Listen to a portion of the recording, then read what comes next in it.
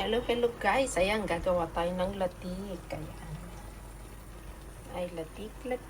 Ayan, gagawa tayo ng biko para sa ano, para sa Christmas, guys. Ay, gagawa tayo ng biko. Ayan. Unahin muna natin yung latik at susunod na natin yung mga iba pa. Guys, kailangan magtiyaga kasi gagawing latik to. Ay, gagawing latik. Ayan. Ay, gagawing latik.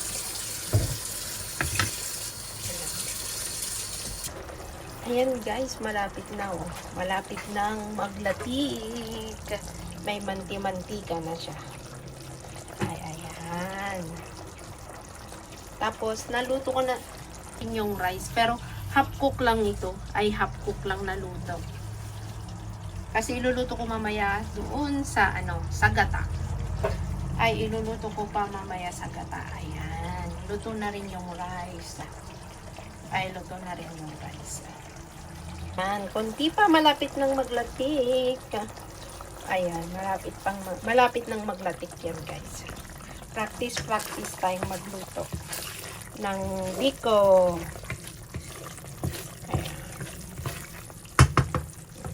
Ayan guys, so, malapit na maglatik. Ayan. Konti lang ang latik. Ay, konti lang.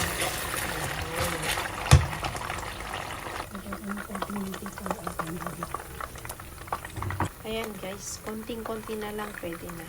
Medyo nagpa-brown na siya. Nagiging latik na. Ayan. Ayan, okay na siya guys. Ay, okay na, diba?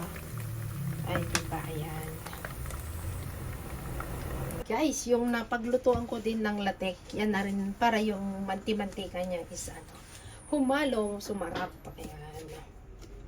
Tapos ilalagay na natin yung gata guys. Ay, ilalagay na natin yung gata. Tansya na lang guys. Ay, ayan. Guys, tapos, pakukuluan. At linagay ko na lahat, guys. Ay, linagay ko na lahat. Ayan. Para masarap-sarap. Maraming gata, mas masarap. Ay, maraming gata, mas masarap, guys. Ayan. Ayan, guys, pakuluin natin. Tapos, ilalagay natin yung asukal. May brown, ano ba to kasi? Yung sa Pilipinas, basta asukal, brown sugar guys. So, yung kinukuha sa sa tubo. Ayun. Tapos maglalagay tayo ng konting asin. Pakuluin natin. Guys, medyo kumulo na. Lalagyan ko ng asukal. Hindi ko na, tansya na lang guys. Ay, tansya na lang. Ayan. Ano yan? Ano ba sa, yun? Tagalog yung yung sa tubo guys. Ayan. Tapos, maglalagay tayo ng konting asin. Ayan. Konting asin guys, para brown sugar. Mas maganda yung guys. Ayan. Ayan.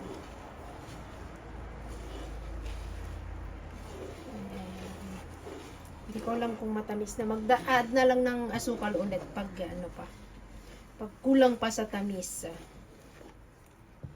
Mamaya. Pero sigurado kulang pa sa tamis yun eh. Kaya mag-add na lang ako. Ulit. Hulong brown eh. Sa biko nito. Ngayon lang ulit makakakain ng biko guys. Matagal na hindi gumawa eh. Ay, matagal na hindi. Ayan. Tayin muna natin na kumulo guys. Guys, kumukulo na. Pakuluan lang natin ng konti.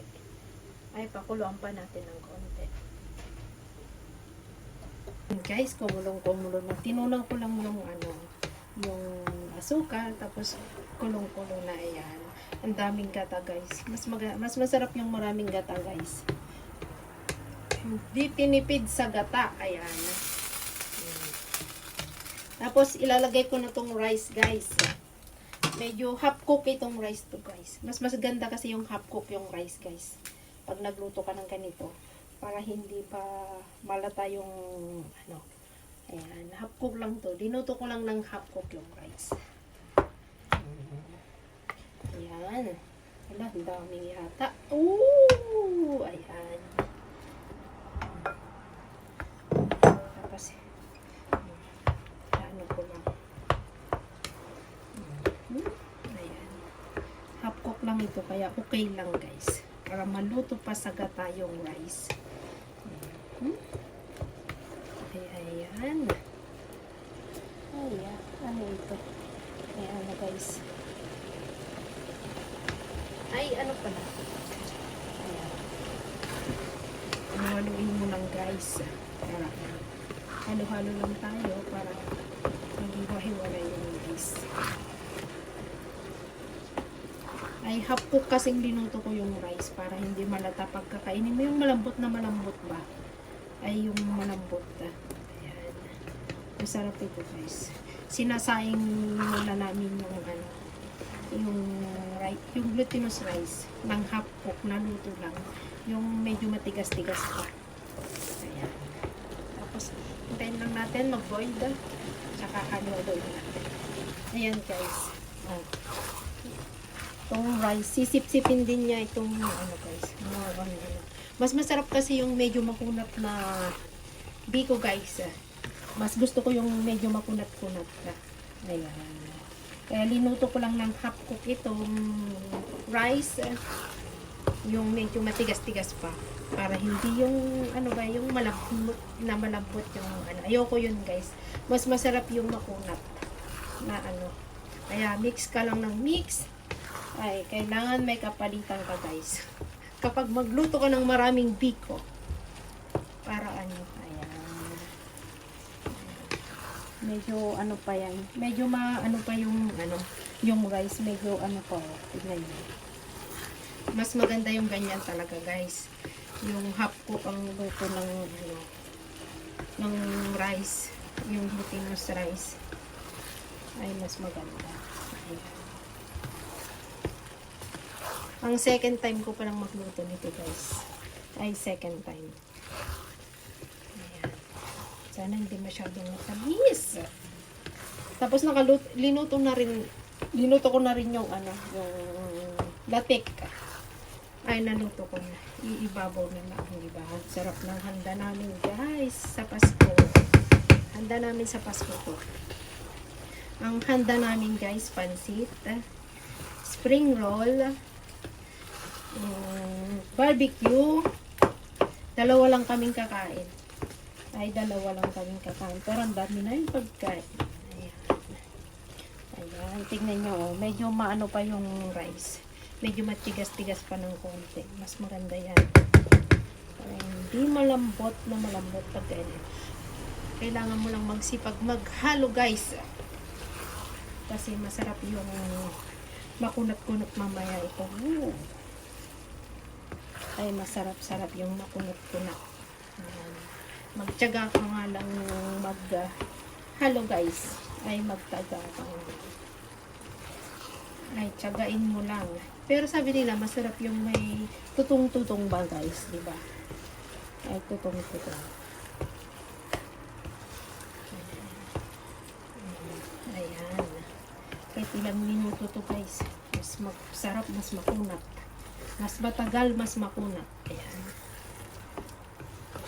Makunat-kunat.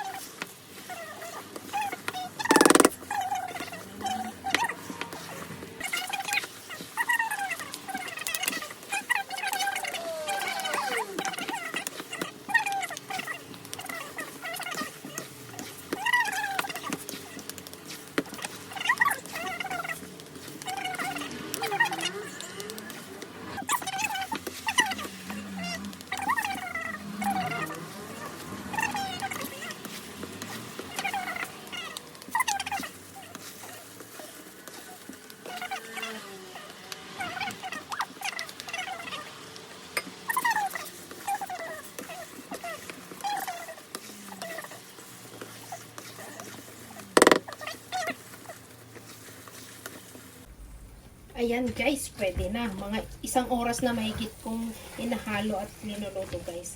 Kasi ang sekreto ng biko, mas matagal mong lutuin na ganito. Tapos mas matagal mong haluin, mas matagal mong lutuin. Mas makunat, mas masarap guys. Ayan. I-ready na natin. Pwede na. Ayan. Yun ang sekreto ng biko guys. Mas matagal haluin, mas kumukunat, mas sumasarap. Ayan, mahigit 1 oras kong hinahalo to guys ha. Ay 1 oras. Ganun ang sikreto ng paggawa ng biko guys. Kaya masasarap yung mga bikong gumagawa. Ay tama na. Ayan, makunat-kunat na siya.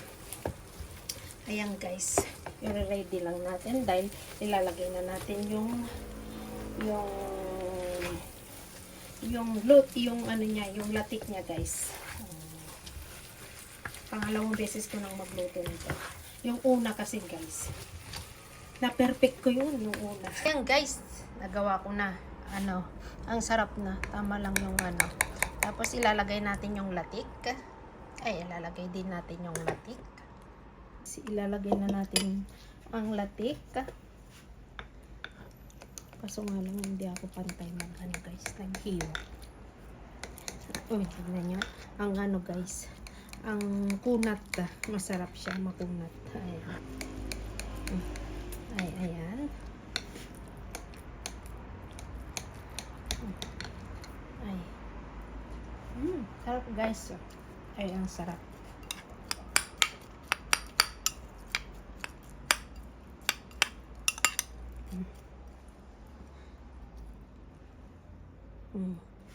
Yan lang.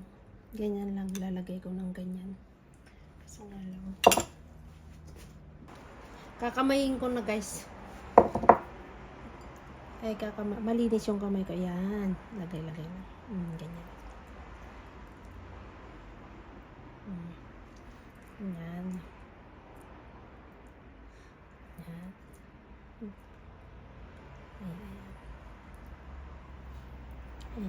Ayan. Diba?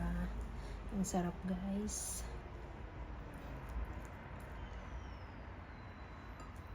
Lalagay natin lahat para ano. Ayan. So nga lang hindi pantay yung pagkahiwa ko. Ayan, hindi pantay. Ayan. Lalagay din ako sa gilid.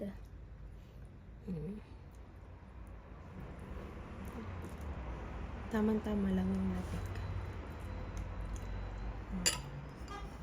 Ayan guys. Ayan, ready na ang kain natin mamaya sa Pasko.